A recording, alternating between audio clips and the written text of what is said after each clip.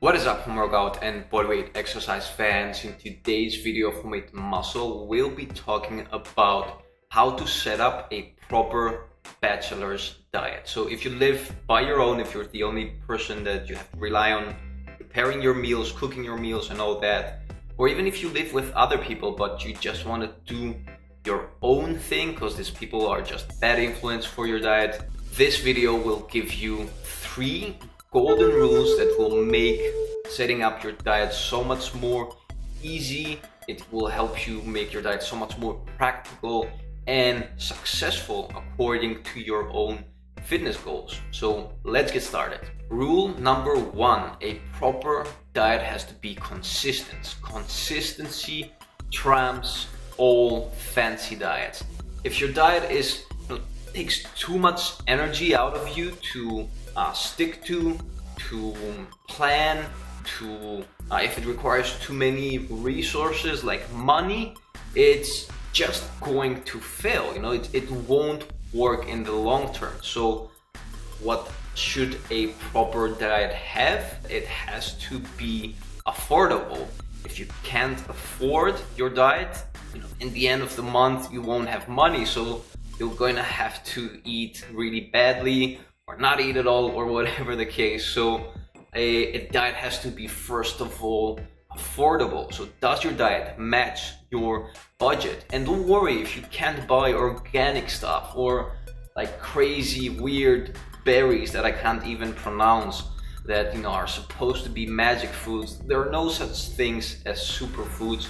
A diet is a lot more complex. A diet is about all the things you eat, not just about a few things you eat. Part B of consistency is a diet has to be practical. If you have to carry Tupperware everywhere you go, and that's not practical for you, if you have to, if it takes just too much energy and time to schedule and practice, this is not a practical diet. So you'll just end up not having a sustainable diet. So in the long term, you won't be able to stick to it. You'll just end up yo-yo dieting, and that's not healthy. A diet has to be practical and sustainable in the long run. Part C of consistency is covering your 3 basic needs. Number 1, energy. So how many calories do you need? Number 2, protein. Are you getting enough of protein? Especially if you're doing strength training, but even if you're not, it's an extremely important macronutrient. And number 3, micronutrients. So all the healthy stuff, vegetables, fruits. If you make sure that all these are in balance, the rest of their stuff will take care of themselves by themselves. You don't have to worry about how many fats you're eating and how many carbs you're eating. I don't think there's any chance you won't be eating enough carbs nowadays. So if you just make sure how to balance these 3, I'll be also giving you tips later on about how to do this in a really easy and practical way. You'll be just fine.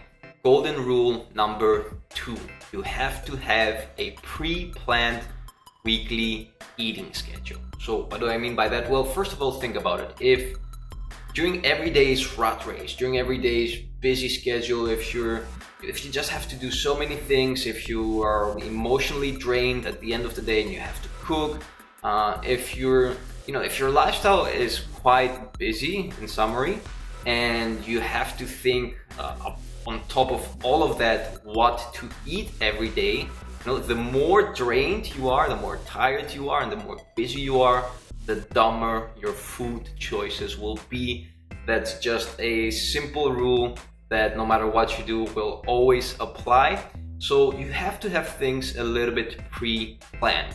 And how do you do this? It's pretty simple. It takes a couple, like maybe half an hour to do the first time, or tops an hour, but after that it's just a matter of sitting down once a week for 15 minutes, and in the long run this will save you so much more time, so much more energy, so much more stress and anxiety about what to eat every day. And the way you do this is, number 1, set up a weekly list with the main meals of the week. So what will you cook every day? What will be your main meal? You should be eating home cooked meals at least 5 times a week. And of course these will be different every day. You have to have some variability. Part B of having a pre-planned weekly list is having your daily eating plan. So this is basically all the other foods you eat around your main meal of the day, the main home cooked course of the day. These are pretty much the same. They shouldn't vary that much. Why? Well, this way it's easier to know what you're eating exactly in terms of protein, in terms of calories. So that's the tip I was talking about before. If you just have a basic structure in all the meals surrounding your main meal of the day, it's going to be so much more easy to be disciplined.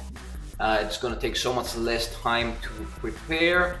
It's going to help you with efficiency, consistency, and it will make things just so much more automatic, which means less mental stress, less mental energy. And as I said, it's going to be so much easier to track your protein, because once you've done it once for all these meals, every day you'll just have a list with your daily eating plan, and next to that list you can also have the calories and macronutrients and specifically the protein you're getting. And that's just so easy. You can have a few alternatives, so for days that you're just sick and tired of eating the same things, you can have like alternative A and maybe even alternative B. I'll be talking more about this later. Golden rule number 3, the weekly shopping list. I cannot stress how essential this rule is, because think about it. If it's the end of the day and you're coming back from work and you have to cook your home cooked meal, and you realize at the last moment that you don't have an essential ingredient required, maybe you forgot to buy steaks, maybe you don't have rice or out of rice, whatever the case might be, if that keeps on happening, you'll just end up too stressed. It's going to mess up your diet at some point for sure, because you're going to have to think, I have to go outside again, I have to go shopping, I have to go to the supermarket. Is the supermarket even open? I'm not in a mood to move more. I just want to chill and sit. So you'll end up ordering from the menu of, whatever, the pizza place next door, or whatever the case might be. So setting up a weekly shopping list, really important. Really easy to do. Just find one day in your week that's ideally the less that you have the less things to do. So maybe Sunday, maybe Saturday, whatever works for you. And make sure you buy everything you need. So how do you do this? Put in a list all your meals of the week, so all the main meals and the daily meals. And next to these meals, write down all the ingredients required. Now add up those ingredients, put them in a list, in your shopping list, and that's it. I know all these things might sound a little bit too overwhelming for some of you, but it's just a matter of setting this up once, and after that it's just a matter of 15 minutes a day. And if you think about it in the long term, you save so much more time, because I remember reading in this book that we spend an insane amount of time every day thinking what we're going to eat. It can even add up to 2 hours, which is crazy, but if you think about it, how many times a day you go back and forth in your head on what you're going to eat, it might make sense. So you save time, you save a lot of mental energy, and it just makes things so much easy. Now in next week's video, I'm going to give you a sample plan of what I eat and how I set all these things up. So I'll be giving you an example of how to do this. This video is obviously too big, so I'll make this part 2. It will be up here in the future, so you can click up here if you're watching this a week later. I hope today's video helped. Leave me your comments below. Let me know what you do, like what are your hacks, your tricks in order to have a good and organized diet. And I'll next time